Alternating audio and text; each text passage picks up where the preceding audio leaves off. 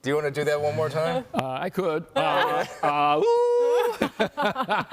man is on the eve of a milestone in his broadcasting career, and we're proud that he's part of our News 4 team. Hi, Mike. You hear this traffic reporter all the time. Mike McQueen began his media journey at a radio station 50 years ago tomorrow, on July 4th, 1975. Now we're putting a face to that familiar voice. Face for radio, as we like to say, sure. No.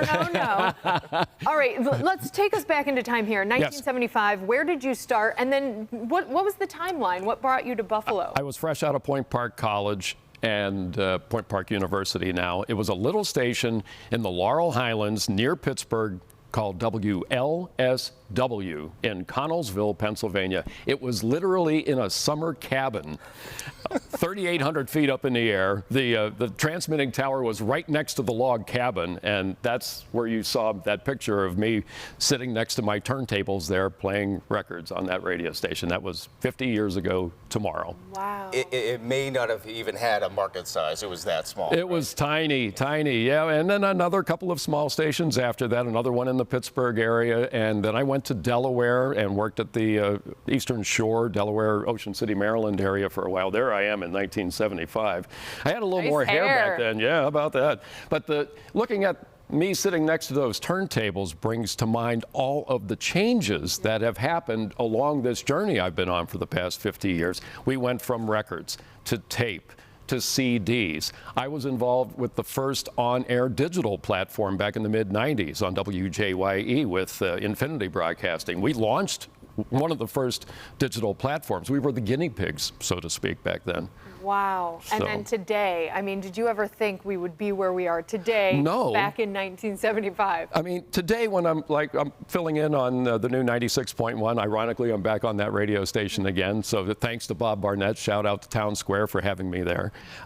When I'm on, I can have friends and family listen to me in Houston, Texas, in Florida, in Philadelphia. It's like I'm on a network because of station apps and streaming services now. That's completely changed the way the whole industry operates. What really drew you to the radio industry, and what were some of your early inspirations? A couple of things. There is a picture of me about 3 years old sitting in front of an old RCA 45 RPM record player, and I would just sit there and stare at it. I'd stare at the record spinning around. That happened when I was 3, 4 years old.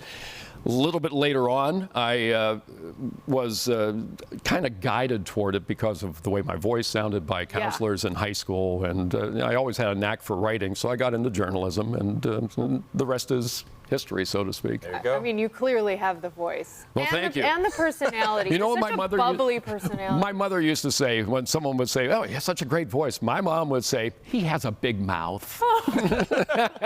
She always put me in my place. Yeah, that's what moms are for, Yes, here and there. yes. Some of the people you've met over the years, I mean, you've met all the biggest rock stars. A lot of them. Some of the pictures you're seeing here, Nancy Wilson from Heart, Tina Turner. That was such an experience to be standing side by side with such an icon like Tina Turner back in the 80s. Pictures that I don't have, but I have the memories of David Gilmour of Pink Floyd, who I'm just idolized for so many years, and countless others. Thompson Twins back in the days of MTV, and Adam Ant and Joe Jackson, and just on and on and on the list went. U2, I saw U2 with Bono. I was standing on stage about 20 feet away from him on his first trip with the band to America. And I was part of that history too. And were those people coming into the radio station? Sometimes they did. Sometimes, and sometimes it was, you at a concert. Sometimes the Pittsburgh station that I worked at, WYDD, we would be a sponsoring station of a lot of the concerts because of the format we were. We were a rock station, so we were actively involved in a lot of those shows. So 50 years, of course, of broadcasting, and we don't want to make you feel old, but I started when I was 4. 50 years back, I mean, the Wheel of Fortune was premiering. Yes. President Gerald Ford was president. I kind of remember all that. What are some of the things in radio that maybe you can't really convey or can't do these days, or you miss from back in the day that you could do back then? You miss a lot of the hands-on operations of the radio stations because so much of it is taken care of now on an upper level, on a corporate level.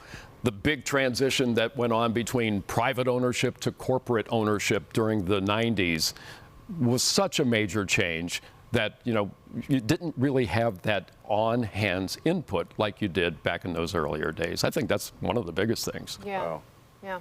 All right. Well, Mike McQueen, congratulations. Thank you. We hope you're around for another 50 here on our airways. And I want to thank my friends at iHeart because they're the reason why I'm here, and my good friend Hubert Clay, who managed to hire me and make me a part of the News 4 Wake Up team. Shout out to Hubert Clay and the iHeart Media gang. That's nice. That's nice that you never forget kind of who helped you along the way. There's a lot too. of people out there that I always keep them in my heart for sure, and especially all the people who have listened. Thank you so much. You made my life complete. Congratulations, Mike McQueen. We appreciate you. Thank you. It's Everything great you to be do. here. We'll hear you tomorrow morning. Looking forward to coming back to work. Yeah. Here we go. All right, sounds good. Maybe not tomorrow because it's a 4th of July holiday. Monday. We will hear you in your traffic report. I will guide everyone back to work after the holiday weekend. Yes.